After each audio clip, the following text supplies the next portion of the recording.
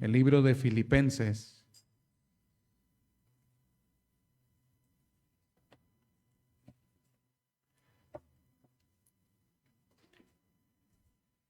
Y quiero invitarlo al capítulo 1.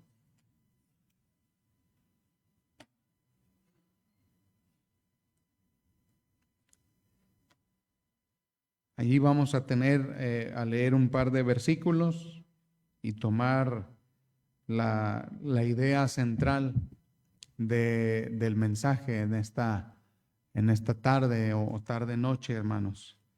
Gracias, iglesia. Antes de comenzar, gracias por el apoyo que han sido para nosotros como misioneros. Gracias por sus oraciones. Gracias por sus ofrendas. Gracias también en alguna ocasión, algún mensaje, algún WhatsApp. Gracias, hermanos, por tener a bien hacer eso por nosotros, sus siervos. Y siempre es de ánimo saber que hay iglesias que oran por nosotros. Lo bueno que los misioneros no se desaniman nunca, ¿verdad, hermanos? ¿Verdad, hermano? Lo bueno que los misioneros nunca sienten soledad. Prediqué allá en la sierra de Chihuahua, como a 17 o 18 horas de nuestra casa. Pura sierra, la mayoría pura terracería. Y llegando un hermano me pregunta, muy sencillo, el hermano me dice: oiga, pastor, pues yo quiero hacerle una pregunta. ¿Cuándo fue la última vez que se desanimó usted? Y yo le digo al hermano, hermano, eso fue ayer cuando venía para acá. Pero no, hermanos, gracias a Dios, porque de verdad a lo mejor usted no se imagina el impacto que puede ser un mensaje, una llamada, decirle a algún misionero y aún propiamente a su pastor: estoy orando por usted. Hermano, estamos orando por usted. Hermano, échenle ganas. Ahí ha habido llamadas que me han animado a seguir adelante. Y ha habido de otras llamadas que no tienen el propósito de animarme, pero el Señor me anima después de ver que el enemigo está en serio, hermanos, también. Me han llamado para ver si todavía vivo, literal. Me han llamado para ver si no me he rendido, nada más para saber si todavía seguimos en la batalla. Y ahí yo me doy cuenta que el enemigo está en serio. Y que hay, como bien dice Filipenses en el capítulo 3, no vaya allí, pero tal vez lo predique el domingo por la mañana, pero habla de algunos que son enemigos de la cruz de Cristo. Y hermanos, el enemigo está en serio con esto. Yo creo que los cristianos debemos estar en serio con esto también. Yo creo que cada creyente, cada discípulo, cada persona o cada cristiano que ame al Señor, que ame su obra, debemos estar en serio, hermanos. Así es que otra vez solamente darle gracias por el tiempo que tienen apoyándonos, orando por nosotros, y animarles a tener esos detalles, hermanos, no solo con nosotros o por nosotros lo digo, sino yo sé la bendición que es recibir esos detalles y el respaldo que sabemos que tenemos en cada iglesia y en cada cristiano que ora por nosotros. Así es que, bueno, hermanos, gracias nuevamente. Filipenses capítulo 1, ¿sí estamos allí? Quiero que vaya conmigo al capítulo 1, versículo 20 y versículo 21, hermanos, por favor. Filipenses capítulo 1, versículo 20 y 21. Dice la palabra de Dios: según mi expectación ardiente y mi esperanza, que en nada seré avergonzado, antes con todo denuedo como siempre. Ahora quiero que ponga atención, hermanos, a esa parte final del versículo 20, ahí que Pablo escribe a la iglesia en Filipos. Ahora también será engrandecido Cristo en mi cuerpo. Mire esas frases al final. O por vida o por muerte. Y luego viene este versículo que es muy famoso de Filipenses 1, que dice, porque para mí el vivir es Cristo y el morir es ganancia. Si el Señor me permite a lo largo de estos días, quiero estar predicando de cada capítulo de Filipenses. No se preocupe, no voy a predicar versículo por versículo. Pero vamos a estar tomando una idea central de cada capítulo de Filipenses, aplicado principalmente a la vida cristiana personal. Amén.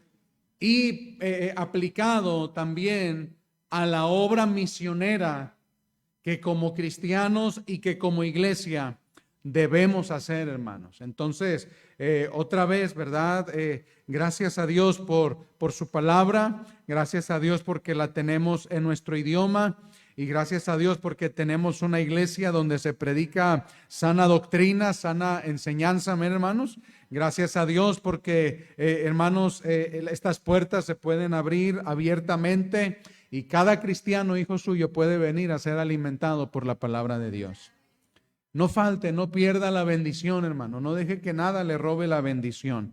El apóstol Pablo, hablando de la carta a los filipenses, hermanos, usted sabe que la iglesia a los filipenses se formó, se fundó durante el segundo viaje misionero del apóstol Pablo. Tenemos registro en Hechos capítulo 16.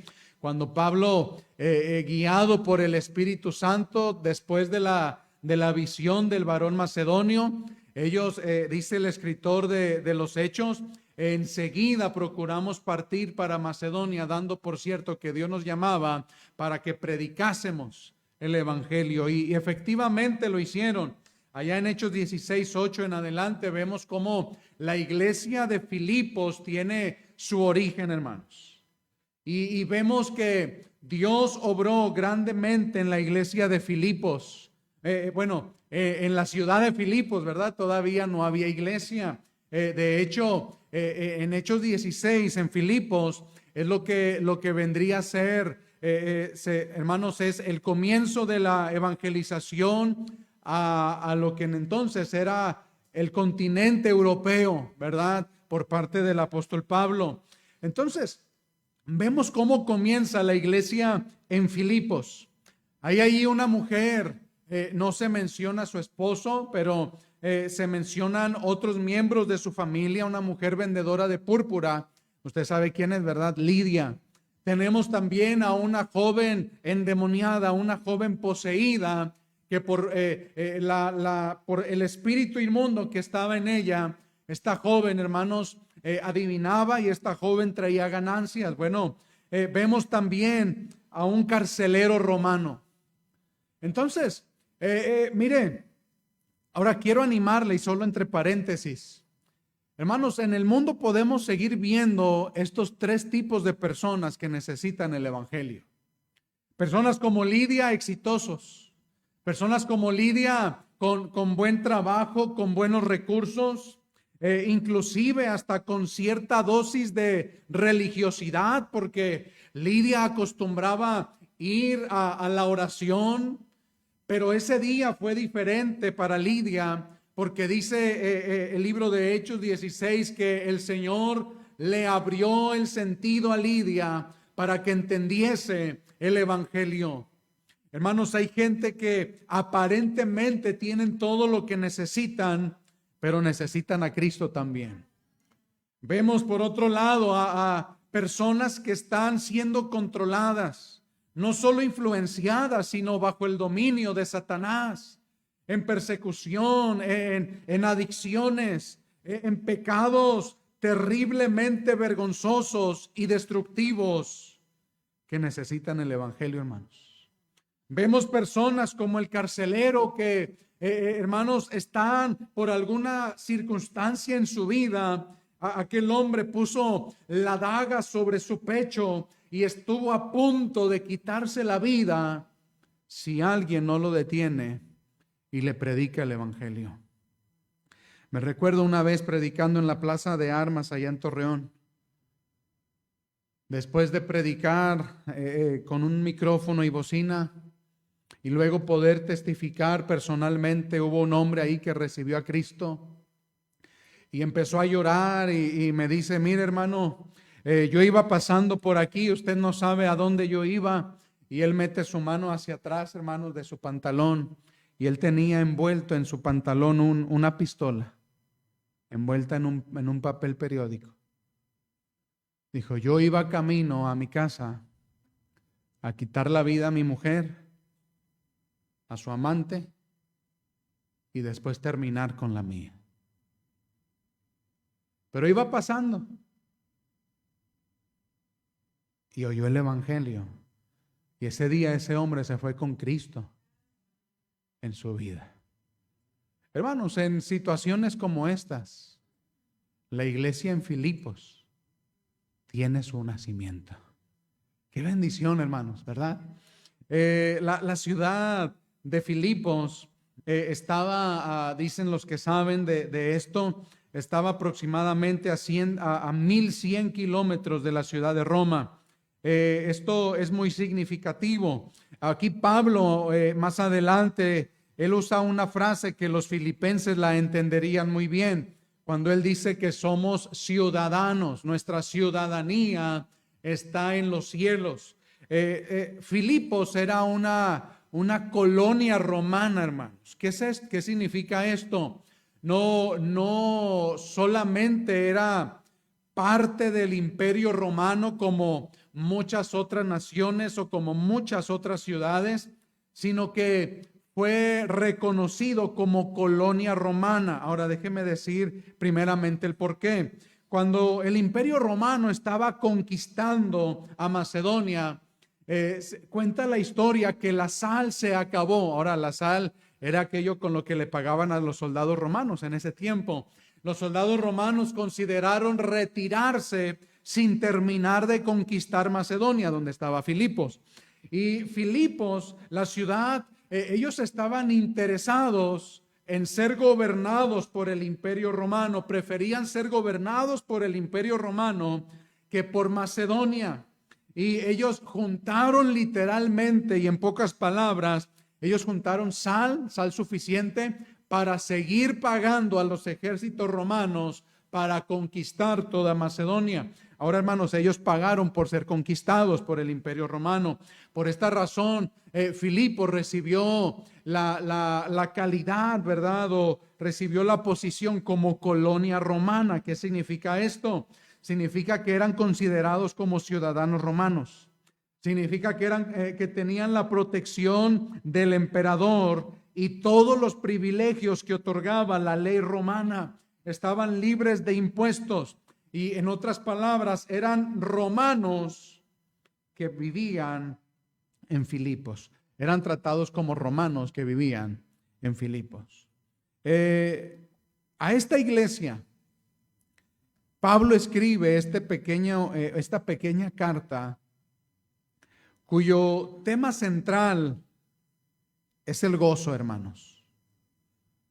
Se le llama la carta del gozo, se le llama la carta también de las cadenas.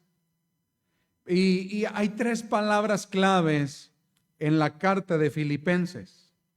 La palabra o el nombre de Cristo se menciona más de 17 veces en esta carta. La palabra gozo se menciona más de 19 veces en esta carta. Pero también hay una tercera palabra que se menciona más de 12 veces en la carta, y es la palabra mente. Ahora, en otras versiones de la Biblia, por ejemplo, en el capítulo 2, versículo 5, dice el apóstol: haya pues en vosotros la misma mente.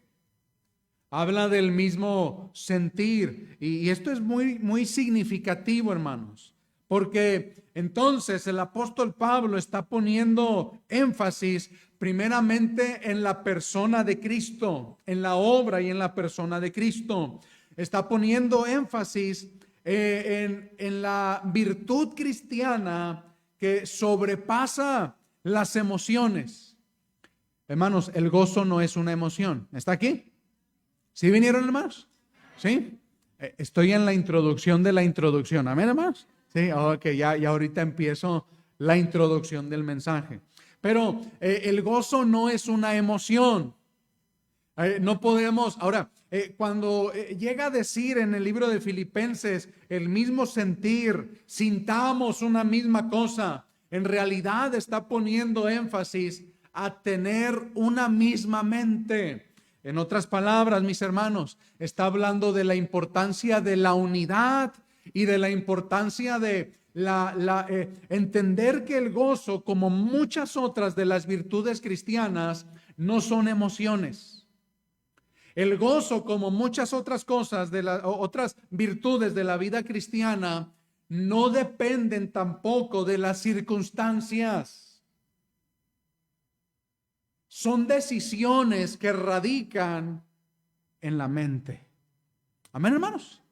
Entonces, ahora esto tiene mayor significado cuando usted y yo entendemos que el apóstol Pablo escribe tanto sobre el gozo, tanto sobre la unidad, tanto sobre el avance del evangelio, tanto sobre el participar en la predicación, tanta gratitud a la iglesia en Filipos por participar con él en sus tribulaciones.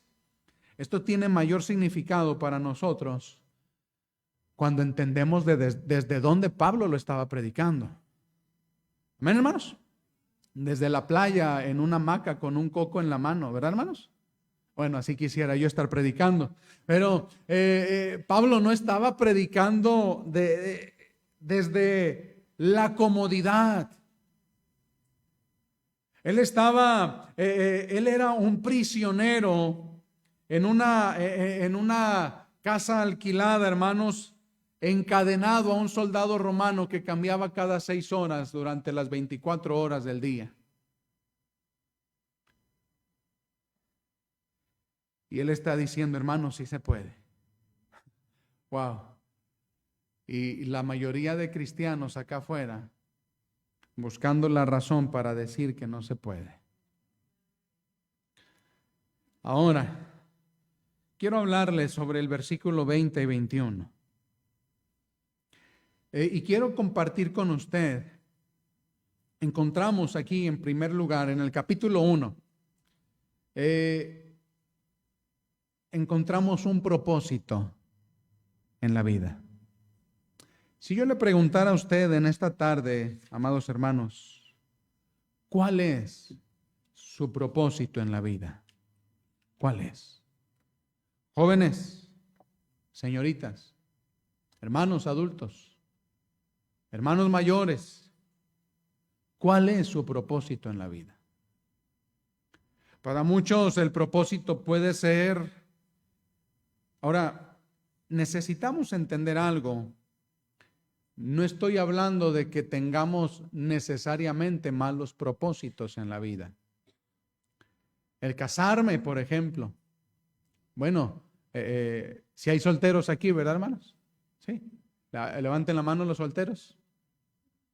Okay. ¿Nadie? ¿Ahora se avergüenzan de ser solteros? Ok. Bueno, si tú quieres casarte, no es un mal propósito en la vida. Nada más ruega a Dios que te guíe a la persona correcta. Amén, hermanos. Estudiar, tener logros, títulos, credenciales, humanamente de dónde echar mano, no son malos propósitos en la vida. Pero debe haber un propósito superior a todos ellos, hermanos. Y aquí Pablo está hablando en el versículo 20, la parte final dice, ahora también será engrandecido Cristo en mi cuerpo, o por vida, o por muerte. En otra versión tenemos esta palabra que podemos decir, es casi poética, ¿verdad, hermanos? Será magnificado Cristo en mi vida, o por vida, en mi cuerpo, o por vida, o por muerte. Dice la Biblia que si vivimos, para Él vivimos.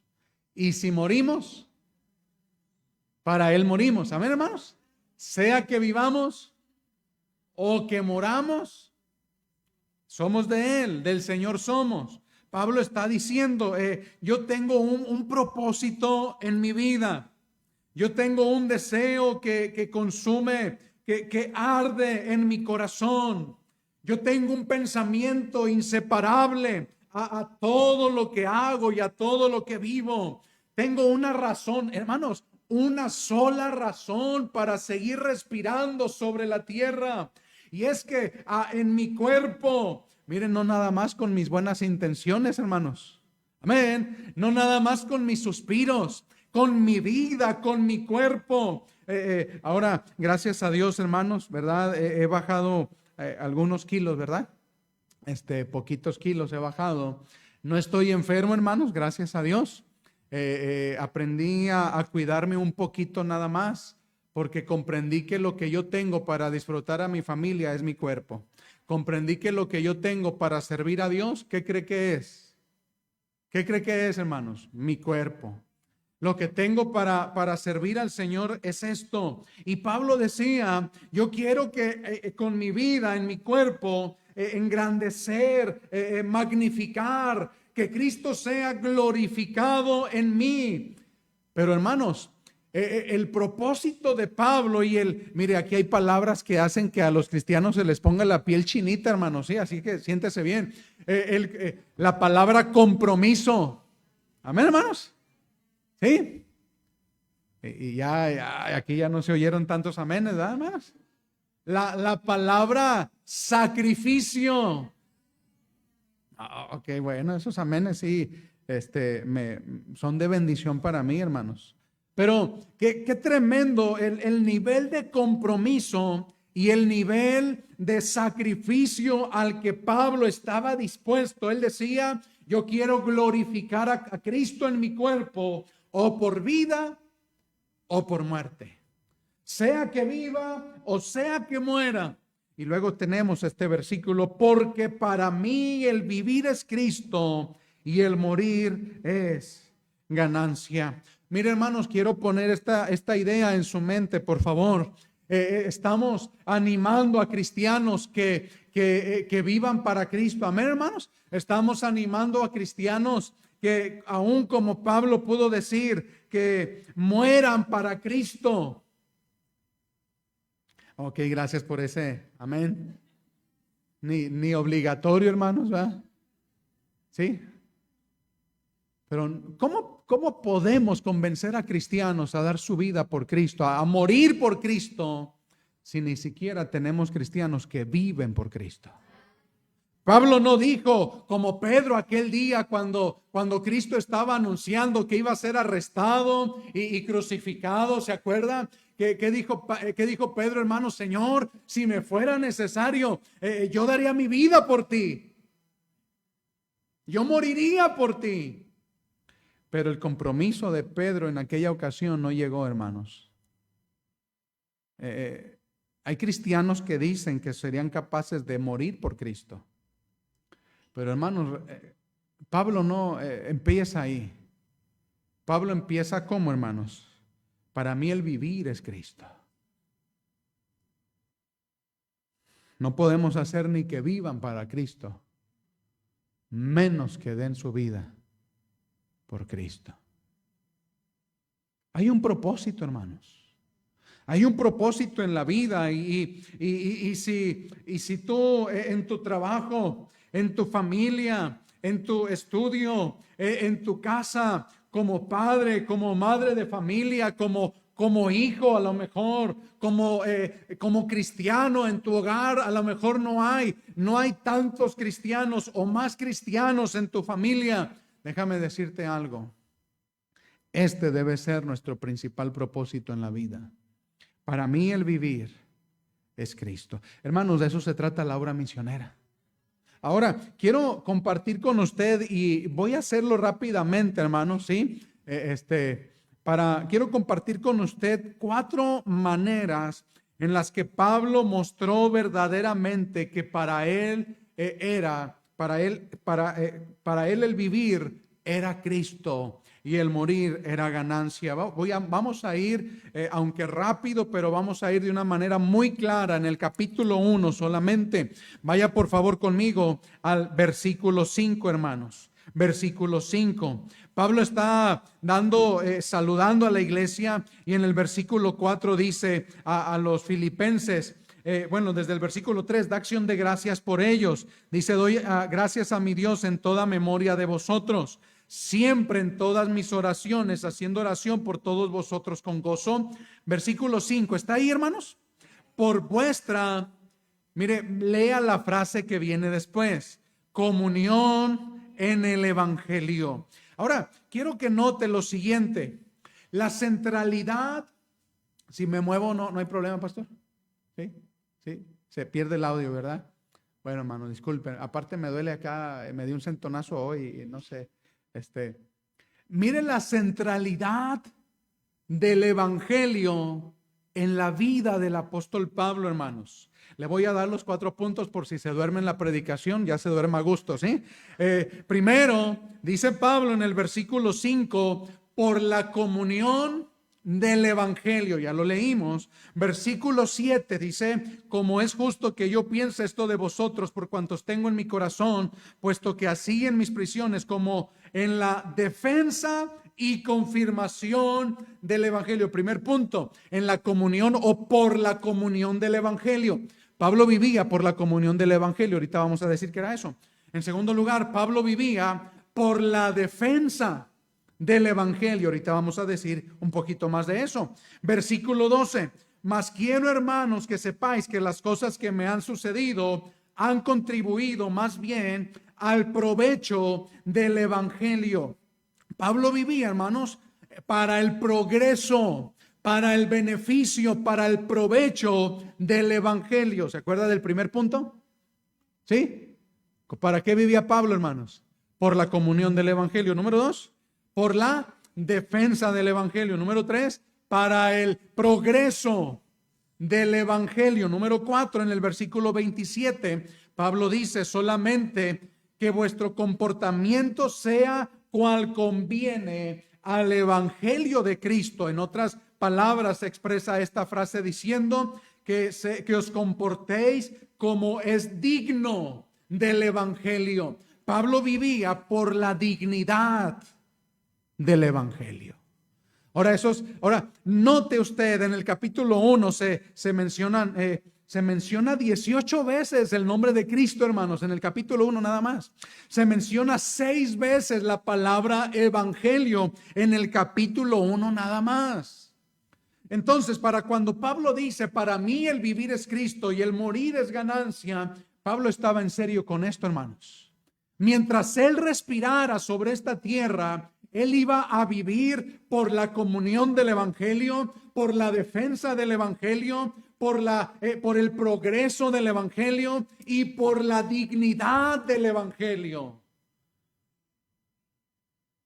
Hermanos, ¿qué lugar toma el evangelio en nuestra vida? Es el lugar que toma Cristo en nuestra vida. Amén. Es el mismo lugar. Si para mí no es prioridad, si para mí el vivir no es Cristo, si para mí el vivir no es vivir para su gloria, yo no voy a vivir expresando estas 4 manifestaciones de vivir en Cristo: comunión, defensa, progreso, dignidad del evangelio. Hermanos, Pablo respiraba el evangelio. Amén. Pablo palpitaba. Su corazón palpitaba por una sola causa. ¿Cuál era, hermanos? El evangelio. Pablo, es más, yo creo que si Pablo se cortaba de esa sangre, de esa herida, saltaba el evangelio, hermanos.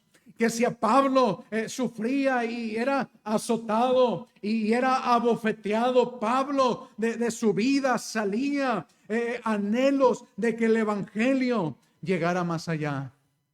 Hermanos, note usted la centralidad que el evangelio tiene en la vida de alguien que toma la decisión: para mí el vivir es Cristo. ¿Cómo podemos ser cristianos que involucremos que nos involucremos más en la obra misionera? ¿Cómo podemos ser cristianos que nos involucremos más en la comunión del Evangelio? Versículo 5, hermanos, por favor.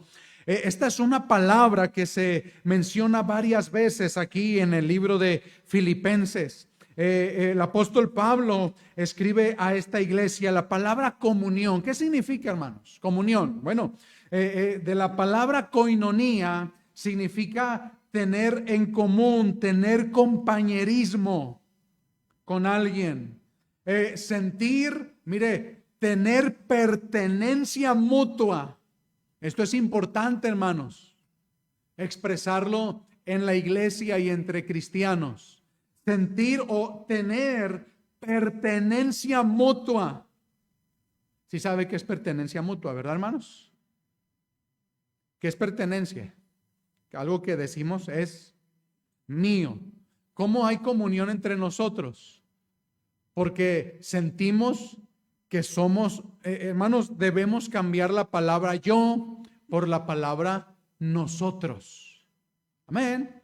Nos pertenecemos mutuamente. Este es un significado de la palabra comunión. Para cuando Pablo dice que él se goza de los filipenses por vuestra comunión en el Evangelio desde el primer día hasta ahora, hermanos. Bueno, esto nos habla de tener en común, nos habla de participar en común en Cristo, nos habla de tener este sentido de pertenencia mutua, hermanos.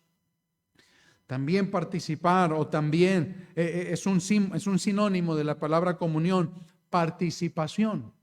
Más adelante Pablo dijera, estoy contento porque ustedes participaron conmigo en mis tribulaciones. Estoy contento porque ustedes fueron los únicos que participaron conmigo en razón de dar y recibir. En la misma palabra, tener comunión, participar. Participar con, hombro a hombro. Amén, hermanos. Tener este sentido de pertenencia mutua, este sentido de cooperación, este sentido, hermanos, de una sincera preocupación unos por los otros. Y Pablo dice lo siguiente aquí, desde el primer día hasta ahora. ¿Sabe? Qué interesante. En el versículo anterior, en el versículo 3, Pablo dice, doy gracias a Dios, a mi Dios, en toda memoria de vosotros. O sea, siempre que me acuerdo de ustedes. Cada recuerdo de ustedes, doy gracias a Dios. Hermanos, yo aquí escribí una pregunta. ¿Somos la clase de cristianos que trae gozo a la mente de nuestro pastor o a la mente de nuestros hermanos cuando piensa en nosotros? ¿Cómo Pablo expresa esa comunión que había entre ellos? En el versículo 3 él dice, los tengo en mi memoria. Amén. ¿Usted piensa en los hermanos? Ok, pero para bien, hermanos. Bueno, no me haga caso, ¿verdad? Pablo los tenía en su mente, según el versículo 4. Pablo los tenía en sus oraciones, perdón, en su mente, según el versículo 3. Pablo los tenía en sus oraciones, según el versículo 4. Amén, hermanos. Alguien puede estar en mi mente, pero no está en mis oraciones. Puedo tener a los hermanos en mi mente, pero no tenerlos en mis oraciones. Puedo tener a la obra misionera en mi mente, pero no tenerla en mis oraciones. Puedo tener los pastores, a mi pastor, los misioneros en mi mente, pero puede que no los tenga en mis oraciones. Pablo expresa la comunión que había entre ellos porque les dice, yo los tengo en mi mente. Doy gracias a Dios siempre que los tengo en mi mente, siempre que los recuerdo. Oh, qué bendición recordar a la hermana Lidia. Aquella vez que se convirtió, nos rogó que nos quedáramos en su casa. Ahora los cristianos ya ni abren la puerta, hermanos. No, ya no los incrédulos, los cristianos. Oh, ¿cómo? Oye, ¿te acuerdas de esta muchacha? ¿Cuál? Pues la que andaba atrás de nosotros pegando de gritos, toda endemoniada, ¿te acuerdas? Sí, ¿qué fue de ella? Oye, gloria a Dios, está sirviendo al Señor allá en la iglesia. Bueno, es un decir, ¿verdad, hermano? Usted me está entendiendo lo que digo. Oye, ¿te acuerdas del carcelero? Sí, no, hombre. Nos metió hasta lo último y te acuerdas. Pero después que se convirtió, les lavó las heridas, los sentó en su mesa, se gozaban de escuchar el evangelio y toda su casa fueron salvos. Me gozo cuando los pongo en mi mente. ¿Cómo expresaba Pablo la comunión en el evangelio? La palabra comunión no significa solamente pasar un tiempo aquí juntos como iglesia. No significa ir allá y pasar y comer y cenar juntos. La palabra comunión va más allá, hermanos. En una iglesia debe haber comunión. Amén. Ok, bueno, otra vez. En una iglesia debe haber comunión. Amén. Amén, hermano. No, pastor, aquí estamos juntos, pero no revueltos. Hermanos, quítese eso de la mente. No, pastor, pues será lo que será, pero yo a fulano, hermano, a fulana, hermana. Ouch. No pasa, bueno, me están viendo como qué nueva doctrina es esa.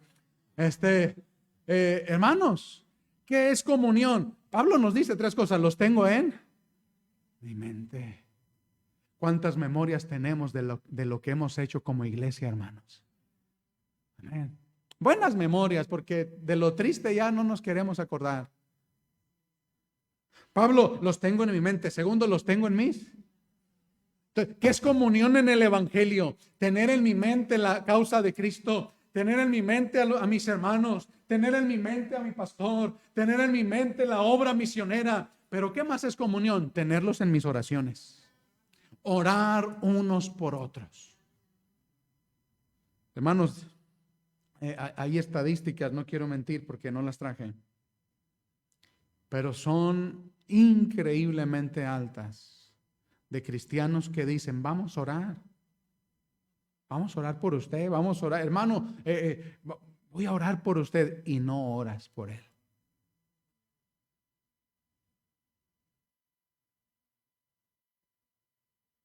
Ayer estuvimos en una iglesia y una señorita se acerca, me saluda muy animada y me dice, hermano misionero, vamos a orar por usted. Oírlo me da gozo, pero quién sabe si lo vaya a hacer. ¿Cómo se expresa la comunión en el evangelio? Los tengo en mi mente, dijo Pablo. Los tengo en mis oraciones. Y tercero, versículo 7. Como me es justo sentir, o como me es justo que yo piense esto de todos vosotros, por cuantos tengo. ¿En dónde, hermanos? ¿Dónde los tenía Pablo, hermanos? En su mente, sí. En sus oraciones y en. ¿Usted tiene allí a su iglesia? No me diga no conteste, hermano, no conteste. ¿Usted tiene ahí a su pastor? ¿Usted tiene ahí la obra misionera? Eso es comunión. Los tengo en mi mente. Con gozo, no con reproches, porque, hermanos, para reprochar, ¿cómo tenemos buena memoria? ¿Se acuerda, pastor, que allá en el 2000, y empezamos a sacar cuentas, ¿verdad? En 1963. Hay una mujer que hasta hoy no va a la iglesia porque hace, no sé, como 6, 7 años, fue a un culto de un domingo y ella dice, afirma y asegura que yo no la saludé. Y me lo dijo así, tal domingo, tal fecha, yo fui y usted no me saludó. Wow. Bueno, yo he ido a quitarle casi el marido de encima cuando la anda golpeando. Yo he ido a hablar con sus hijos que andan en malos caminos. He ido a visitarlos y a orar por él, pero eso a ella no le importa. Ella se acuerda de que hace tantos años yo no la saludé cuando fue a la iglesia. Comunión en el evangelio, hermanos. Amén. Amén, hermanos. Sí, sí vinieron hoy, hermanos. Sí. Entre más digan amén, más pronto acabamos. ¿Sí?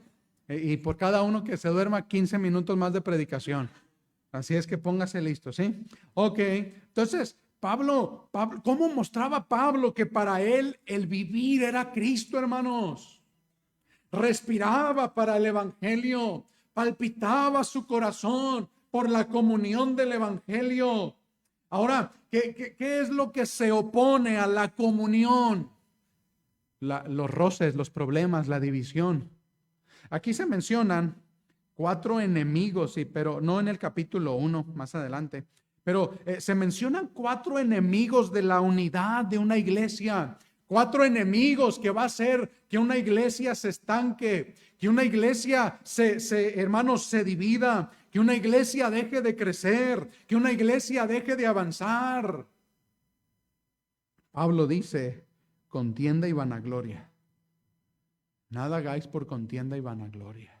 Y Pablo habla que no debemos, él habla de murmuraciones y contiendas. Pero aquí no conocemos ninguna de esas palabras, ¿verdad, hermanos? Contienda y vanagloria, porque Pablo en el capítulo 1, Pablo dice que mientras él estaba preso, algunos aprovecharon para predicar a Cristo, pero no sinceramente, sino por envidia, por contienda, para traer más aflicción a Pablo mientras estaba encarcelado.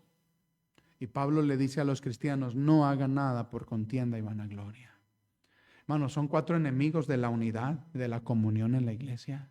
Contienda, cristianos pleitistas.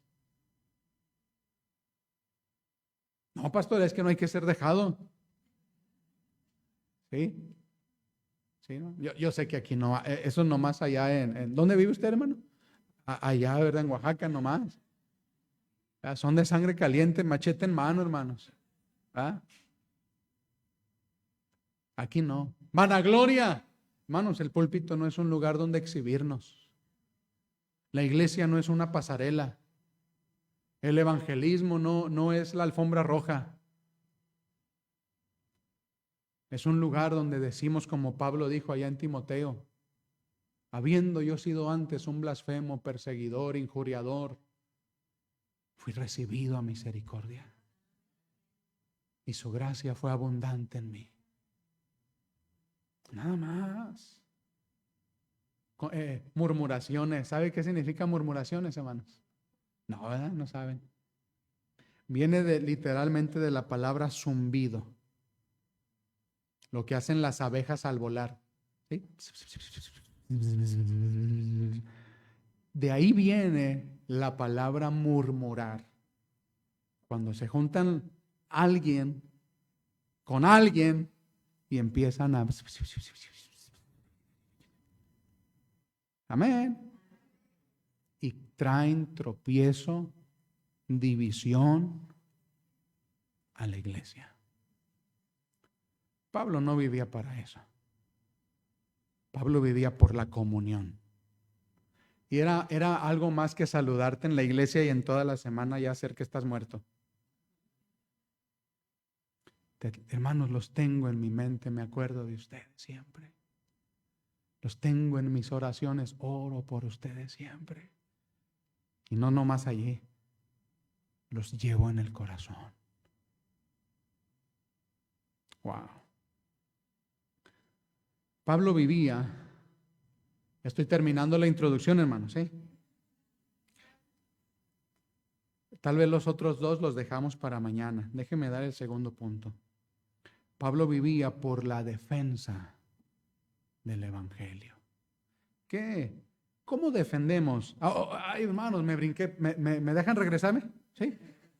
Fricciones. Aquí tengo esa palabra y es muy importante. Fricciones. ¿Usted sabe lo que es una fricción? ¿Sí? ¿Por qué hay fricción? La fricción es el roce, ¿verdad, hermanos? Los roces. Y alguien dijo esto acerca de su matrimonio, ¿verdad? Pero yo creo que es aplicable en la familia, en la iglesia también. Había muchos roces y alguien le dijo, mira, la fricción solo se produce de 2 maneras. cuando dos piezas se mueven. ¿Sí, hermanos? Puede ser que una se mueva y la otra permanezca inmóvil. Allí hay fricción. O puede ser que las dos se muevan, pero en sentidos contrarios. Allí hay fricción. Pero cuando las dos piezas se mueven en la misma dirección, allí hay unidad. Allí hay unidad. ¿Está aquí, hermano? Entonces, es posible tener a alguien en nuestra mente y no tenerlo en el corazón.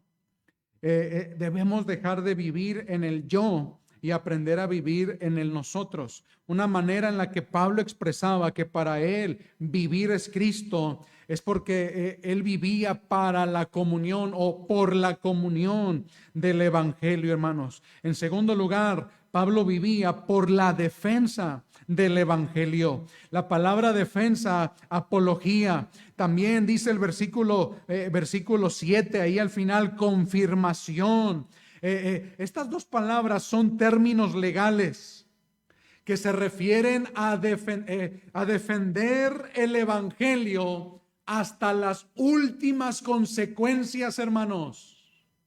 Defender el evangelio hasta las últimas consecuencias. En un devocional con mis hijos, yo les decía, hablando sobre la verdad, hay una sola cosa que merece ser defendida hasta las últimas consecuencias, hermanos, es la verdad. Siempre que usted defiende la verdad, va a valer la pena. Siempre que usted se pare por la verdad del evangelio, va a valer la pena, hermanos. Amén. Siempre que sea criticado, siempre que sea objeto de burlas, siempre que sea objeto de persecución, siempre que sea objeto de rechazo, siempre que sea objeto de maldiciones, por la causa del evangelio, hermanos, vale la pena. Pablo dijo, yo estoy por la defensa del evangelio. En el versículo 17, acompáñenme ahí en su Biblia de Filipenses 1:17, Pablo dice aquí, hermanos, mas los otros por amor, habla de los que predicaban a Cristo, sabiendo que estoy puesto, ¿sí dice así su Biblia? Sabiendo que estoy puesto por la defensa del evangelio. La palabra o la frase estoy puesto se refiere a un soldado, a un centinela que se le encargó estar en un lugar, hermanos, que se le encargó quedarse ahí en su posición, ser inmovible, ser inquebrantable. Hermanos, no hay espacio para desertar, no hay espacio para acobardarnos, no hay espacio para intimidarnos, como Pablo mismo lo dice en los versículos 28, en nada espantados por vuestros adversarios, porque estamos puestos para la defensa del evangelio, hermanos. Si no es la iglesia quien lo predica, ¿quién lo va a predicar? ¿El gobierno, hermanos? La sociedad con una moralidad distorsionada.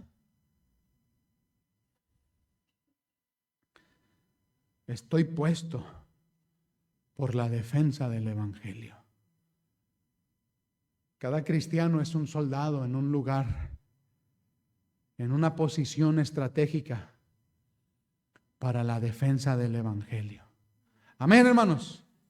Cada misionero es un soldado, es un centinela que ha sido puesto por Dios ahí, en aquel pueblo, en aquel rancho, en aquel país, en aquella comunidad, en aquella ciudad, en aquella tribu, por la defensa del evangelio. Ahora, ¿sí me dan 5 minutos más, hermanos? ¿Sí? ¿De verdad? ¿Sí? ¿Esos que dicen amén no son los primeros que se duermen? Ok, bueno. Van a estar como yo cuando estaba chiquito. Íbamos a visitar a mis abuelos y usted sabe cómo somos los niños, ¿verdad? Desde necios, ya vámonos, ya tengo sueño. Y cuando nos íbamos, ¿qué cree que llegaba haciendo a la casa? A prender la tele y pasaban 2-3 horas pegado ahí en la tele. Allá yo estaba comiéndome la oreja de mi abuelita ahí de tanto bostezar. Ay, llegaba a la casa y se me iban 2, 3 horas pegado ahí a la tele. Bueno, yo sé que no hay cristianos así, hermanos, que se duermen en la iglesia y luego llegan a casa y se te dan las 3 de la mañana en el celular. Ouch. Digo, amén. ¿Sí? Ok, no está bien, no diga nada. Pero número 2, por la defensa. Déjeme ir aquí a unas partes de mis notas. Dice aquí el pasaje de Filipenses, hermanos, ¿cómo defendemos?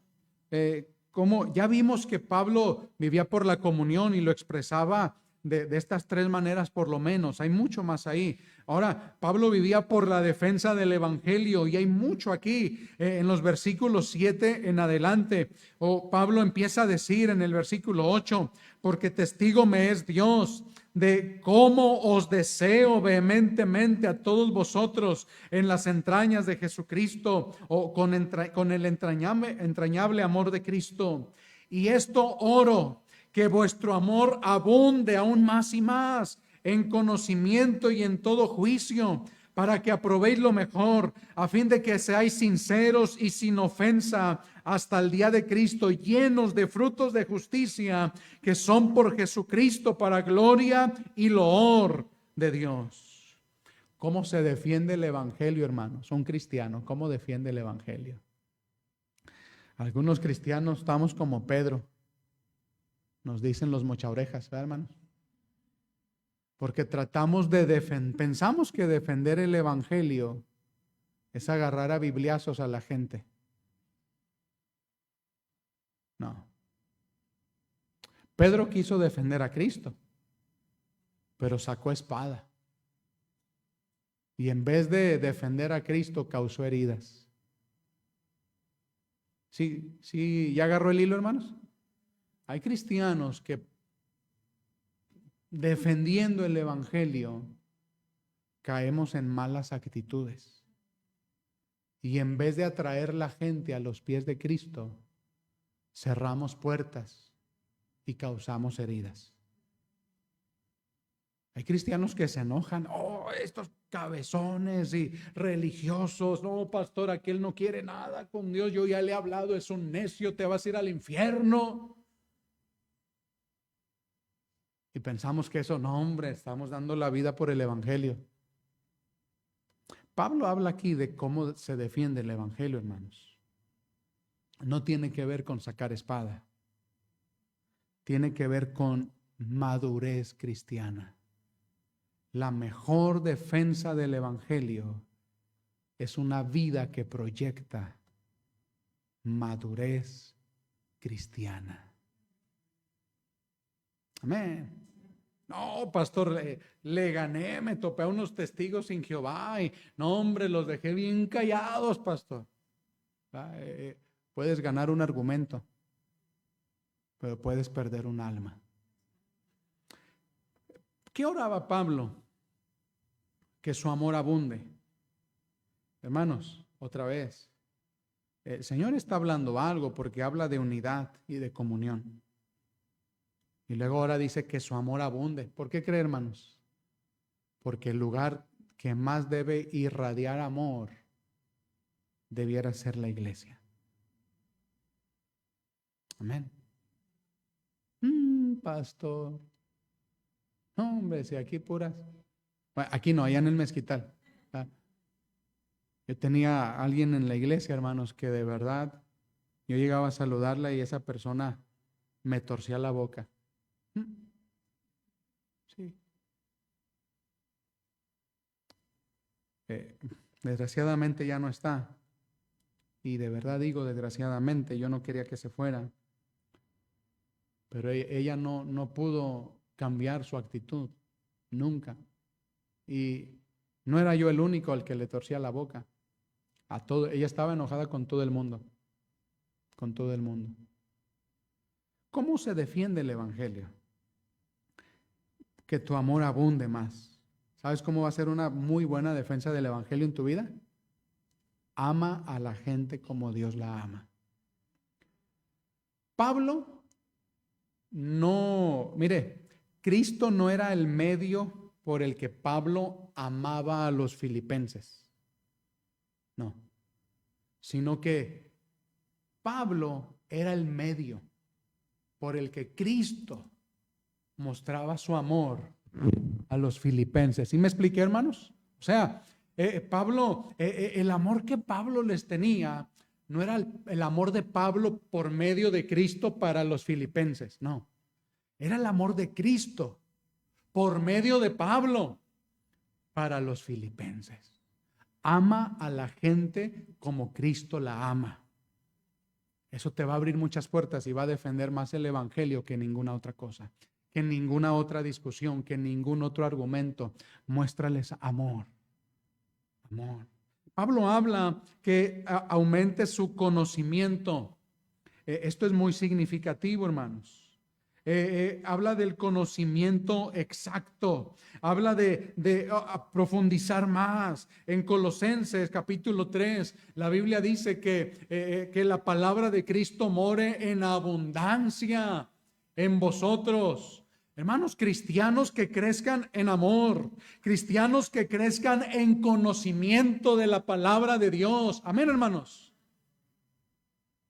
No, pastor, pues yo tengo la cabeza bien dura, pastor. No, a mí no, viera, eso déjeselo a los muchachitos, las jovencitas, los niñitos. No, hombre, qué bonitos.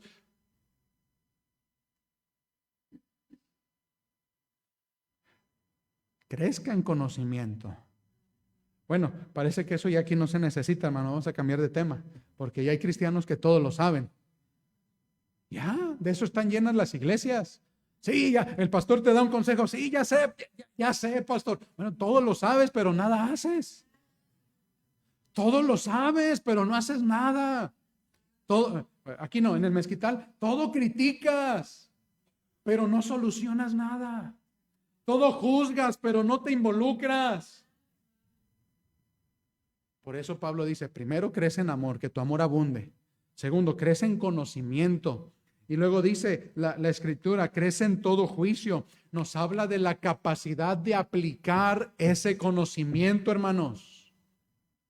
Pastor, yo sé lo que debo hacer, pero... ¿cuántos cristianos usan esa frase? Sí, ya sé que debería estar saliendo a ganar almas, pastor, pero... yo sé que debería consagrarme más, pastor, pero... Yo sé que debería bautizarme, pero... Yo sé que debería estar sirviendo al Señor, pero...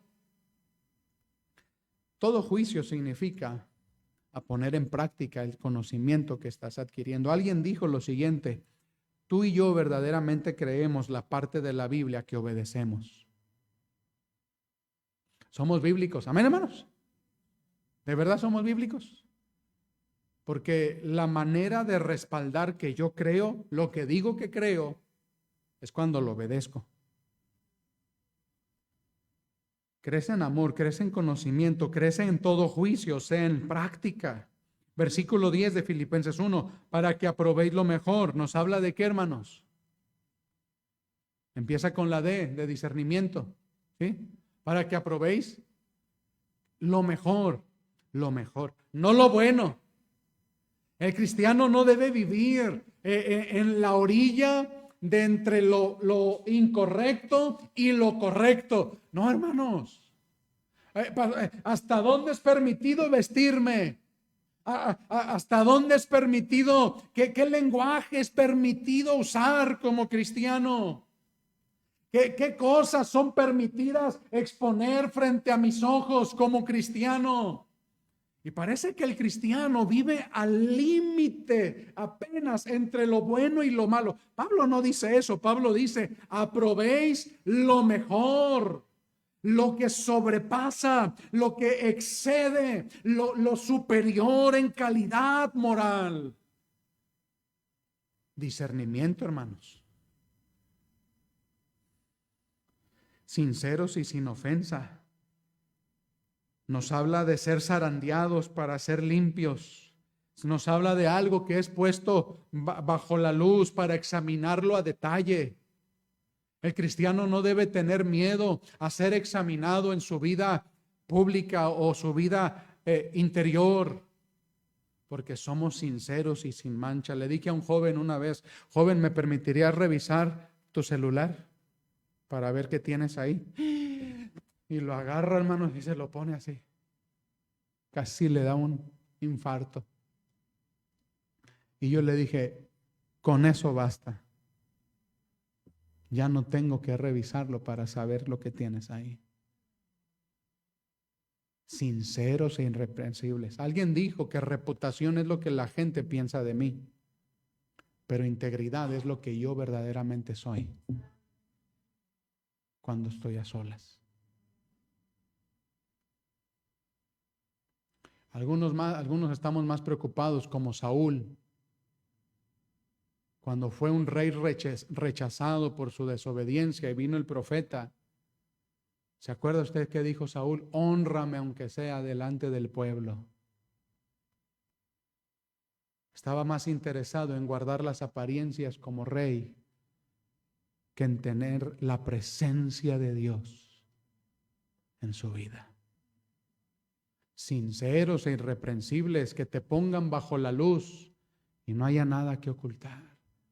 Que te cuelen, que te zarandeen en el colador y todo lo malo vaya saliendo y quede un producto limpio en tu vida. ¿Cómo se defiende el evangelio? Así. No a bibliazos y argumentos. Si ustedes necios se van a ir al infierno, ya les he predicado muchas veces y no quieren creer, pues váyanse al infierno. No. Por último, ¿cómo se defiende el evangelio? Versículo 11, llenos de frutos de justicia. Un cristiano que vive de esa manera, creciendo en amor, en conocimiento, en juicio, en discernimiento, en esa vida sincera, en sinceridad, va a ser un cristiano que va a empezar a dar frutos de justicia, hermanos. Se va a ver que su vida está siendo impactada por el evangelio que él ha recibido, en el cual él tiene comunión, amén, y el cual él está defendiendo, no con palabras. De hecho, ninguna de estas cosas tiene que ver con palabras. Tiene que ver con actitudes. Pablo no estaba ahí en la cárcel o en la casa alquilada, encadenado, peleando con todo soldado que venía con él. Pues yo aquí estoy injustamente defendiendo el evangelio. ¿Qué hacía Pablo? Se portaba como todo un cristiano, hermanos. No tiene que ver con palabras defender el evangelio. Tiene que ver con actitudes. No, hombre, mejor quédese callado y empiécelo a defender con su vida.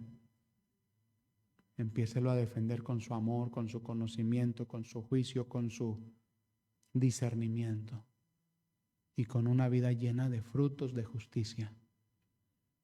Que Cristo sea visto en su vida.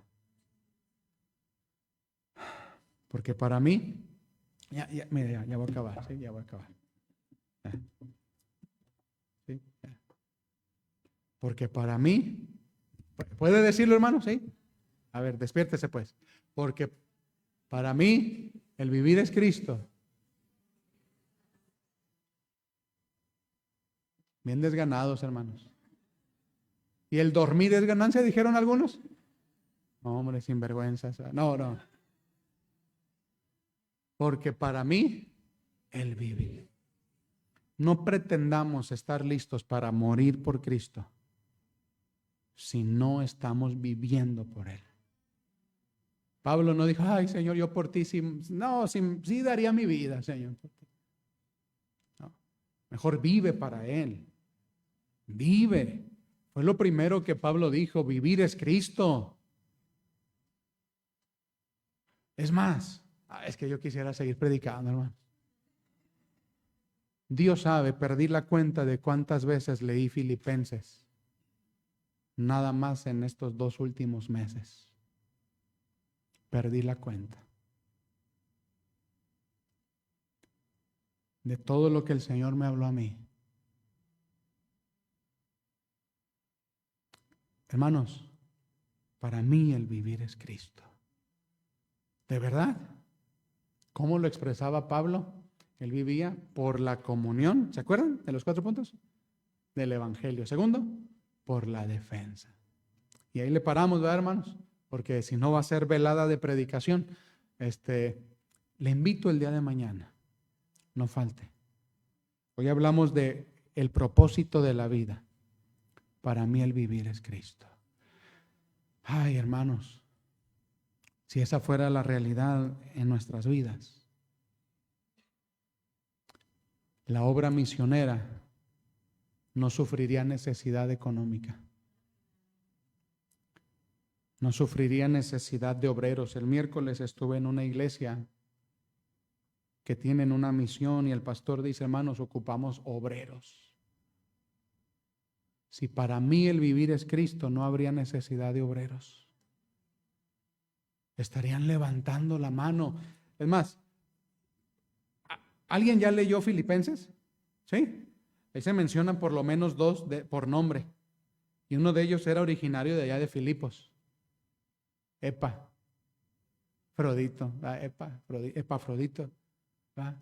que levantó su mano y dijo, yo voy. Bueno, de eso vamos a hablar mañana, hermano. No, espérese, no se adelante. Es que están bien emocionados ustedes. Yo también. Pero ponga ese versículo en su mente. Vamos a orar puestos de pie. Orar puestos de pie. Agradezco su paciencia, hermanos, de verdad. Gracias. Yo sé que el tiempo se va rápido, pero gracias por estar usted aquí en esta noche.